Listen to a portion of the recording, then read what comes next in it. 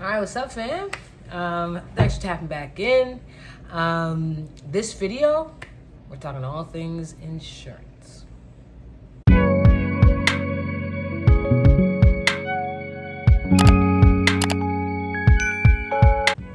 All right, so insurance. Anyone who's dealt with an insurance company directly probably knows that they don't make it easy to get your claims covered, and a lot of the wording that they're used can be really confusing, and just that alone can be a deterrent to taking those next steps and following through with any procedure that you're looking for. So insurance is tough. Be prepared for that. That was definitely the most difficult part about me getting to this point. But just for background, I had top surgery with Dr. Kathy Roomer in Ardmore, Pennsylvania on January 28th, 2021. So I'll tell you a little about my experience and also kind of give you some tips and stuff that I've learned along the way to hopefully make your experience a little easier when dealing with insurance. I knew I wanted to get top surgery. And the first place I went was like, okay, but is my insurance company going to cover this, right? So all insurance companies have these clinical guidelines, right? And you can find them online. I don't know if y'all can see this, but this is what it looks like. It's like a real wordy, very, very wordy document with lots of information in there. But that is where you're going to find out exactly what you would need to have in order to get approved, not only by the insurance, but by the surgeon, because there's two things that happen here, right? One of the things you're definitely going to need no matter what is a letter from a therapist, right? And this already is very irksome because basically you have to get permission from therapists in order to move through with top surgery. Even though it's your body and you can make any decisions you want, if you want insurance to cover it, in a lot of cases, surgeons are going to require this as well, just so they aren't on the hook if you decide to change your mind and anything along those lines, right? So you're going to need a letter from a WPATH certified therapist or psychologist. And when I was first looking into top surgery about a year or two ago, for background, I have Anthem Blue Cross Blue Shield. I also live in New York. So what really helped me here as well is that New York is one of the states that requires insurance companies to cover transgender services, which was excellent for me. So if you are in New York, keep that in mind, jot that down. I'm gonna revisit that in a little bit later in the video. If you're not in New York, just do your Googles and you'll see if you're in one of those states, because that's going to help you in case you have any pushback when trying to get things approved. So what I was showing you, the clinical guidelines, right? I would go online and look up like gender reassignment surgery clinical guidelines for whatever insurance company you have. And it'll pull up this site that has all of this information that you can comb through. But within there, there's going to be a piece that's going to say, okay, this surgery will be considered medically necessary if you meet the below criteria, right? And if it's considered medically necessary and you meet that criteria, then there's a good chance that you can get your insurance to cover the surgery. So in my case, I needed, and this changed because when I looked into it, I live in New York. I live in an old building, so the heat is clicking, clanking, hissing. It's just active, so apologies if you're hearing anything crazy. But yeah, so when I looked into this earlier, probably in 2019, 2019, the policy was that you needed 2 referral letters from 2 separate folks. One would have to be that WPATH certified therapist, psychologist, and another would be someone who would evaluate you, just another type of person. You are also required to be on hormone therapy for 12 months. And let me just double check if there was anything else in there.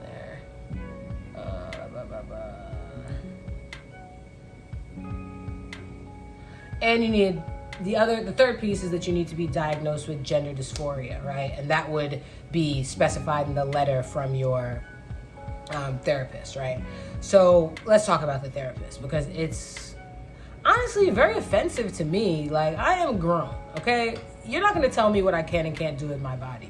And unfortunately, based on the current laws in a lot of places, and especially with insurance, they're telling you you have to go to therapy, gender-related therapy, for a full year, and then get basically a permission slip letter from your therapist saying, yes, this person does have gender dysphoria, and therefore it is medically necessary for them to transition, right? Some insurance companies also said that you needed to be living as another gender for a specific period of time. But luckily, it seems like insurance companies are kind of adjusting things, especially when it comes to being more inclusive to not just like folks who are looking to fully transition, like going, in my case, to transition to be a trans man, but also incorporating kind of non-binary individuals as well. So what I noticed in 2021 was that the insurance policy actually changed a bit. One was that it was no longer requiring me to have a full 12 months of hormone therapy. So I didn't need to be on testosterone for a full year before having surgery. And they changed it from needing 2 letters to only needing 1 letter. So for me, this was good and just was way more accessible, right? So the next step for me was, all right, I need to get this letter. And I have my therapist, right? And I reached out to my therapist and was like, hey, are you WPATH certified so you can provide me with a letter diagnosing me with gender dysphoria for my top surgery? She comes back and is just like, yeah, no, I'm not. I don't have the qualifications to do that. So then I'm like, at that point, I'm like, okay, I guess I'm not getting surgery this year because I need to now, start over a whole nother year of therapy, which is also expensive. And we're talking about some folks who can't afford therapy in the first place, but you're telling me I have to go to therapy for a full year before I can just, self-actualize? I'm not with the shits. So I'm like, all right, well, if it's going to take me another year, I might as well get started now. So I started looking for a therapist, right? And found this group of therapists in New York. Their name is slipping my mind right now, but I can drop a link down below because they actually have a pretty wide array of offerings of therapists, specifically queer therapists, specifically Black therapists. Like, they literally had a page up in their bar that was just like POC therapists, and there was just a scrolling list of them. So it was great to find them, and I found a therapist through there. I reached out to him. I was like, hey, I'm looking to get top surgery, but I'm gonna give you the heads up right off top. I'm going to need this letter. I'm coming to see you because I need you to give me this letter. So I'd like to get into therapy, and this letter is my ultimate goal of starting therapy with you. And he comes back and is just like, okay, so do you want to do therapy or do you just need the letter? Now, I was like, well, what do you mean? I didn't know I could just get the letter. I thought I'd have to go to surgery for a year. He's like, no, well, I actually do. And let me just make sure I have all the wording correct. So he goes, do you just need a consult or do you need ongoing therapy? Like, either works. And I said, well, what's this? Like, tell me about the consult. He's like, yeah, so we'll meet for one session. We'll talk. And then I'll write you a letter, right? And there's a fee for that. I think it cost me like $175, which because I have an HSA with work, I was able to get reimbursed with that once I shared my receipt. So keep the receipts, keep the invoices. And if you have any pre-tax healthcare accounts, they can actually cover that consultation fee, right? So I'm like through the moon, hop on the phone, we have this conversation. He writes me this letter. Boom, check, all right? Letter's done, got that in hand, right? So the next step for me was like, okay, I don't have to worry about having hormone therapy because at that point I wasn't on T. I've got the letter, and in the letter, that's where they'll say, you have been diagnosed with gender dysphoria and are looking to live in, your body in a certain way. And one thing I will keep in mind, I do identify as non-binary, But so there wouldn't be issues with insurance because insurance is, not caught up with everything we're doing. In the letter, I was diagnosed with gender dysphoria, but he used he, him pronouns for me, which I think helped avoid any confusion and stuff and make that process simpler. So there's that. And that letter was necessary not only for my insurance company, but was also necessary for the surgeon, because a lot of surgeons are going to require that, as I mentioned, just to be safe for them as well, just to know that you're sure about this. You've seen someone, again, annoyed that that's even the case here, but that's life when you're dealing with insurance carriers. Yeah, I'm sorry, I just have some notes down here, so I'm remember to cover everything. So got the letter, we're good. Now I'm excited. I was like, cool. So then I started looking for surgeons. And I will tell y'all more about, the ways you can find the right surgeon for you, some resources that you can use to do that. But for now, I, did my research, everything like that, and decided I had a list of surgeons that I was going to choose, right? So I had to kind of call up each of them, double check that they take insurance, because a lot of surgeons don't take insurance at all. They're not even trying to deal with the insurance companies because it's just a pain in the ass. And sometimes you can go back later and try to get reimbursed for anything you spent out of pocket. But in my case, I was not really trying to come out of pocket 10 G's or anything like that. I was definitely trying to get insurance to cover as much of it as possible. So then I, after going through different surgeons and stuff, something you should also keep in mind, y'all, especially in New York, some of these surgeons have extremely long waiting periods, right? So I called a few people. I definitely looked in New York. Bluebond Langer was one. Alexis Hazen is one. They're both out of NYU. But I think it turned out that they didn't accept my insurance. But on top of that, I think I called them in June, like early June. And when I called Kathy Rumor, they're like, okay, well, we actually have a consultation available for mid-August, so we can get you in there. I'm like, that's awesome. Also tried to call Bluebond Langer and Hazen, as I mentioned, but just to get a consultation with them, it was like a year out. So while I could see Kathy Rumor in August of 2020, I think both Hazen and Bluebond Langer were August 2021 at the earliest for a consultation. So if you're thinking about it, definitely, and you're thinking about a certain surgeon, maybe just make a call and see if there's a huge waiting period, because then you'll have time to get all the other stuff together, and you might just want to get that consultation on the books. So I had the consultation in August. It was a video consultation, and the nice thing that I liked about Kathy Rumor too is I was like, really looking forward to the consultation, and can you also show me examples specifically of Black folks? Because a lot of these surgeons, when you go online, when you go on their websites, it's just like full of white bodies. Just scroll. I'm like, the way my melanin's set up, I'm gonna need some like real world examples. So that's what I also really liked about Kathy Rumor, was she came prepared with plenty of examples of people of color that made me feel a lot more comfortable working with her and a lot more confident about the procedure. So that was dope. Then things got a little tricky. So that was August, I had that consultation. And I had my surgery in January. I guess it was like December. I get a call from my surgery consultant saying, hey, just a heads up, we just heard back from your insurance company and they rejected the consultation. So I paid a copay for the consultation, but usually what happens, you pay a copay and then your insurance covers the rest of it. Well, my insurance decided they weren't covering the rest of it. And I'm like, what is this about, right? So I reached out to HR at work and I was just like, hey, I'm looking to get top surgery. And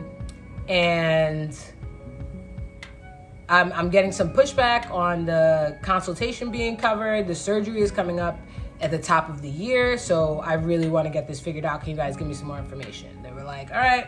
They connected me with our benefits enrollment officer, which is basically the liaison between the insurance company and my company, who's basically setting up all the, employee healthcare plans. And while I'm waiting for them to get back to me, I called my insurance company. And I was just like, hey, I'm not really sure what's going on here. Like, why is there pushback here, right? And me and the woman are talking, and she's like, well, there may be some exclusions in place that might be why your insurance isn't covering it. And I said, well, that's really weird, because New York is one of those states where insurance companies are required to cover transgender benefits and services and things like that. And she's telling me, well, Anthem is a national insurance plan, so we follow national policies, not state policies. And I'm sitting here like, that is ridiculous, okay? Like, y'all are scammers. Again, scamming. So we dug a little deeper and uncovered that she said there was an exclusion in place for your employer's plan where they've excluded any I think they use the term transsexual, which is a lot. We are not covering any type of therapy or gender reassignment surgeries or anything like that. That was the exclusion. So now I'm pissed in a different way, because I work in an advertising agency. Like, it's a very young environment, very diverse, all of that kind of stuff, selling the liberal dream kind of place that I work, right? So immediately I had to flip it. I don't know if any of y'all, any of your parents or any like older folks in your life, who were the ones that had to kind of pull up on different authority figures and they were kind of stepping out of line. You have to change that tone from that like friendly, hey, what's up, to the, okay, we have a problem and now we need to discuss this. So I followed up and sent a follow-up email, and I was just like, hey, I'm very disappointed to understand after speaking with the insurance company that you have decided to intentionally exclude trans coverage and services from your insurance plan. One other thing I did is I had the lady actually read me the exclusionary text, so I could literally paste that in the email as well. Because what was really offensive to me was it is not only saying they're not covering like top surgery, but they're saying they wouldn't even cover you going to like gender therapy, which is just crazy to me that's even an option. So that's kind of the energy I came into with this email. And I was just like, look, that I'm really disappointed that this is happening, on top of the fact that we live in New York, which is the state that requires insurance companies to cover these kind of services. So I'm gonna need some answers. Like, can you guys change this? Have other people, helped with this? And I got an email back like 10 minutes later from our SVP like, hi, we're looking into this right now. You can reach out to me. Here's my email. Here's my text. Text me, call me, whatever you need. We're looking into this right now. So I will definitely give it to my company. Annoyed that exclusion was in the place in the first place, but I will give it to them because they acted quickly and with the right kind of energy for me. And they were able to get that approved, and they also backdated the coverage so that I could, so my consultation was covered and everything like that. So the last piece of this, I know this is kind of long, so sorry, but the last piece of this is also understanding how much you're actually going to pay out of pocket, because there's two things, right? Again, with the confusion of the insurance jargon, there's something called a pre-authorization, and there's something called a predetermination. So the pre-authorization, which isn't necessary for all insurance companies, but it's basically saying that certain insurance companies will say, if you want to have this surgery done, we have to authorize that you can have it done beforehand. Like, that's the rule. And some companies are like, we don't need a pre-authorization. We'll just get the bill and let you know if you have anything to pay later, right? So I'm like, okay, well, I want to know how much I'm paying now before I'm like sitting here and I get a crazy bill. So that's where this thing called the predetermination comes in. And this would be, basically it was a piece of paper that I had my surgeon's office fill out that had all the information of exactly what I was getting done. They have like, surgery codes and things that doctors' offices, insurance companies understand, to really lay out exactly what was happening. And that allowed me to get confirmation in writing from insurance. It was saying, okay, we reviewed this predetermination, and based on what we're seeing here, we're gonna cover this at 100%. Like, no copay, no nothing, y'all. Like, whew, it's nuts. So, it worked out. But to be honest, I didn't get the predetermination didn't come through until probably like a week before surgery. So this whole time I was excited about getting top surgery, but there was also a piece of me that was just like, I can't get too excited yet because I don't know if this is totally approved by my insurance. I don't know how much I'm paying out of pocket. So there was a lot of stuff that was up in the air, even in that last week before I got in there, which was definitely more stressful than it needed to be. So I would definitely recommend you guys, of course, first and foremost, call your insurance company, understand exactly what is necessary for you to be considered, for the top surgery that you're trying to get to be considered medically necessary. If you meet that criteria for a medically necessary surgery, the chance of your insurance company covering it is going to be higher. Number two, if you choose an in-network surgeon, they're going to cover a larger majority of the costs than if you choose someone who's out of network. So depending on what your budget is set up like, that's something to keep in mind as well.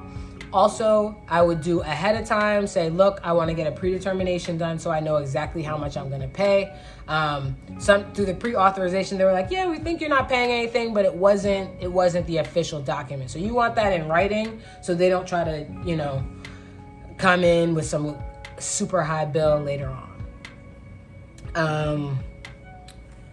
Yes, and the therapist letter, if you've been seeing a therapist long term, or if you're starting to do that and you're looking for a therapist, I'd say be clear from jump. Like, I am looking to get top surgery down the road. Maybe you're even looking to start T. Let them know that so that you can make sure the therapist you're working with is WPATH certified and can give you that letter at the end of that period. Again, look at your insurance company's guidelines. I was really fortunate that they changed the policy and I didn't necessarily need 12 months of hormone therapy, but definitely understand what is medically necessary and what will kind of get you over that hump. Finally, the predetermination, so you know exactly what you're gonna pay. And yeah, that's insurance. If you guys have any questions, drop them down below. If you like this video, hit me with a like. Subscribe if you want to keep up for the next videos I'll be dropping. I think next one I'll cover how to pick a surgeon. So appreciate y'all rocking with me. I know this one was a little long, but hopefully this information can be helpful for my next POC fam who's trying to, self-actualize, if you will. Appreciate y'all. Peace.